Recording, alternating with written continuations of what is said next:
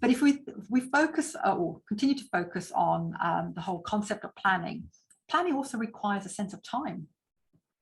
And so the ability to estimate the passage of time is also much weaker for young people who've got learning challenges or got invisible disabilities. Challenges. Adults, time is a massive one, and it's important to remember that it's really not inattention to the moment; it's inattention to the future, because it's tomorrow.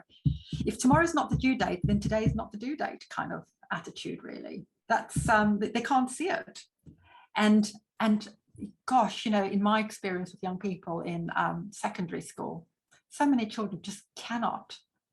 They don't have a sense of timing at all.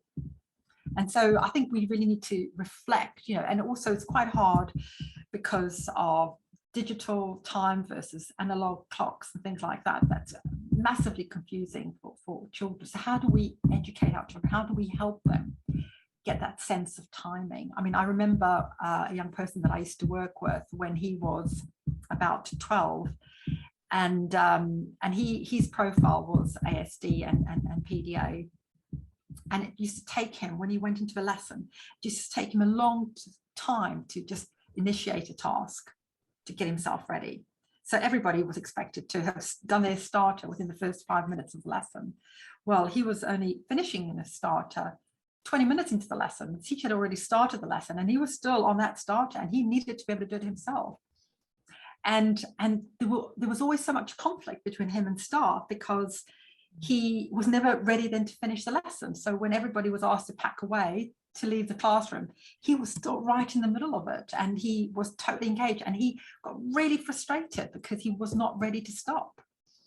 And so that's just a really good example of, you know, actually he couldn't make those changes for himself, no matter what I did, no matter what his TA did, unless we gave the staff the kind of tools, but also gave him the tools, such as we realized that for him to be able to leave his lesson on time with the other children, he needed to be told, and we sort of estimated this from looking at his behaviors and his practice.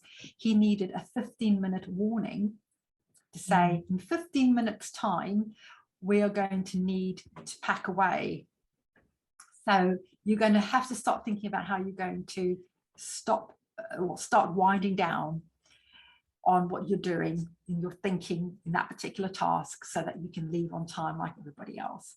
So we did that piece of work with him, and he needed quite a bit of convincing, by the way. But then we also had to prepare the teachers that actually he needed to start winding down when they weren't quite ready to wind down yet. So, but then once that was established and once that became the normal way of working, well, it worked. It worked for everybody, reduced stress, both for the child and for the teacher.